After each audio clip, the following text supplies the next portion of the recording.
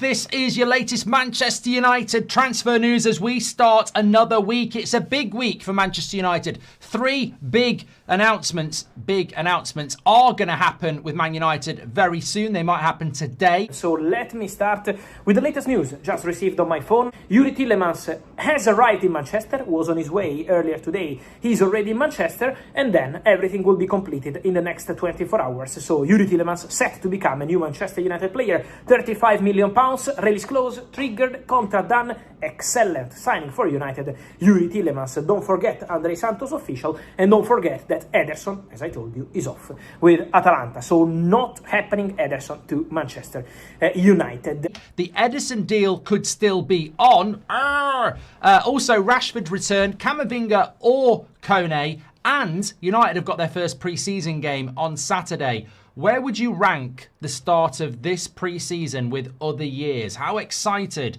are you about Man United's return to football action on Saturday compared to previous years? Because I've got to say, I'm about as excited as a fart in a lift. Maybe they are excited to be released. I don't know. But, well, yeah, not particularly excited. And I'll tell you why. I love United, but not massively excited. But I want to start off with a positive. Because loads of people say negative. And we are fed negativity from the club and their lack of ambition.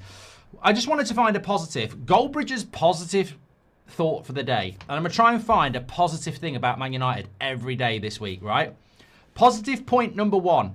It's not a lie. This is from Fabrizio Romano. Manchester Premier League clubs are very keen on Camavinga. Despite the new calls, the player still wants to stay. But Real Madrid would be happy to see him leave. So watch out, see what happens with Camavinga.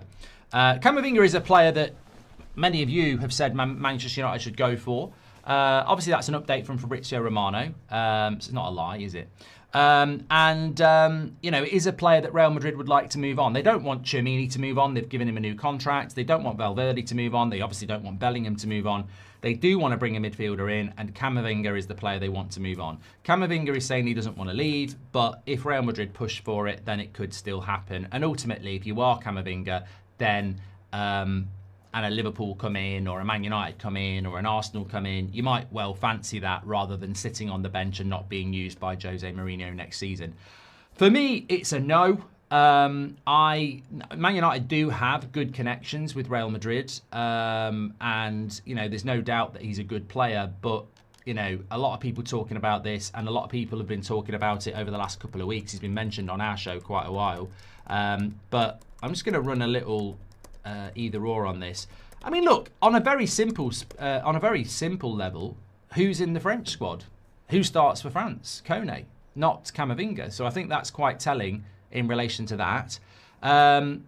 He struggles to get into a Real Madrid side. They'd probably take you for 60 million. Look, I'm not saying he's as bad as Baleba in relation to pure talent. I think he's a player with a good reputation, but this can't develop into something for Manchester United. It can't. And I'm not saying it is. There's just that story from Romano which backs up what some people in our chat have been saying over the last 2 weeks. We should go for Camavinga. I firmly think we shouldn't go for Camavinga. I think Camavinga, previously going to Real Madrid, we did get linked to him, however many years ago that was, and that looked like an interesting signing. He went to Real Madrid. He hasn't kicked on. I think when I've seen him play for Real Madrid as well, he's a little bit indisciplined. Can you remember, was it last season where he picked up the 2 yellow cards from the bench very, very quickly? He's still potential. He's still raw. And that, to me, is something that worries me anyway to bring into Manchester United. I think that we were talking last night about how they don't seem to want a specialist 6. They seem to be going for these 8s to play in the midfield too, which I think could be a mistake anyway, which is why I'd lean towards Kone, because he's got a little bit more experience. He can play that Tchouaméni role, and he has played it for France when Tchouaméni's not played. I think Kone's the better signing. Who do I think is the better talent? I think on pure potential, Camavinga's a better talent than Kone, but Kone is not a talent anymore. He's an established player who's 25.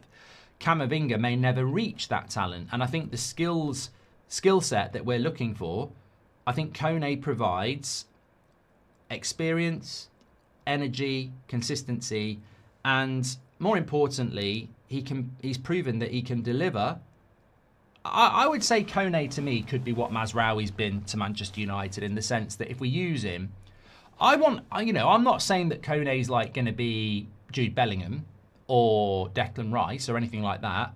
But what we do need in that midfield is somebody that can deliver, 7 out of 10 every week. And I said that about Mazraoui when we first signed him. Every game he played, he used to give us a 7 out of 10. And I look at United over the last, 5, 6, 7, 8 years. We very rarely have a player that can give consistent performances week in, week out. Beyond Bruno maybe, there's not many United players that will give you 7 out of 10 every week. You might get a 7, you might get an 8, then you'll get a 4, then you'll get a 5, then you'll get a 6, then you'll get a 5, then you'll get a 7. I think this would be a very intelligent signing for Kone to just bring somebody into the team that can give you some stability and consistency, especially in the midfield. And that's the deal I want to see happen. Look, there may well be Premier League club interest in Camavinga, and Man United may be one of the clubs that develop an interest in Camavinga. But right here, right now, we've got 7 weeks left in this transfer window. And I don't know about you, I think we can't afford to be monitoring anymore. I can't, it's Christmas Eve. The shops are closing in 2 hours. You need to start buying because you've got a long list of presents for family members that you need to go and get. You can't be monitoring the shops now, walking around, browsing. It's time to buy. And Camavinga, to me, feels like a browse. Oh, is he interested? Who else is interested? Weeks and weeks. Look, that's a good point, actually. We're not in that position anymore. We've had 12 months to prepare for this transfer window. We went for targets we wanted that we haven't got. The Edison one's very unlucky. But we've left ourselves in a position where we've made one signing in this window and there's 7 weeks to go and we've made no sales. We are not in a position as a football club now to be testing the water, monitoring or anything like that. It's time to go, this is what we want, let's go and do it. Because I tell you what, I've experienced it. I've played the game. You've played the game. There's 7 weeks to go. Even if we go for it today, we will run out of time in late August. And what I mean by that is, even if we know the 2 midfielders we want, the winger we want, the left back we want, and the players we want to sell, we will still come up short. There is no way in the time that we've got left we'll sign 2 midfielders, a left back, a left winger, move Rashford on, move Xerxes on. That's 6 deals, and there's probably more that we would like to do. We won't do 6 deals in 7 weeks unless we start today. It's very, very difficult. So I don't want to see another week of, we might do this, we might do that. And also, let's not forget, when pre-season starts, I know it's a little bit different with this not being a US tour, but I say this every year, we predominantly don't do a lot of activity in pre-season. We don't. You normally head off on pre-season and you don't do a lot else. So we've got a period of time where we're walking into a statistically stereotypical era where we don't tend to do a lot in the last 2 weeks of July and the first week of August because we're on tour. It's not a proper tour because we're not going to the US, so hopefully, and I think we are basing ourselves at Carrington, but we've got to get busy. And I would expect to see advancement on a Kone deal this week. I really, really would. And I know we're in talks. But look, on Camavinga or anybody else, and I heard people talking about Adam Wharton. Look, if we get Kone over the line and we want to spend a month going after Wharton or Scott, fine, we've got time. But get the next deal done ASAP because we can't work on more than one deal at once anyway. And we still need a left back as well. So, yeah. On this and much more, guys, remember to like this video, to turn on the notification bell, to subscribe to the channel, to be part of the family every single day. We are here together updating you on the market. And so see you here on YouTube as every single day with all the very latest. Thank you.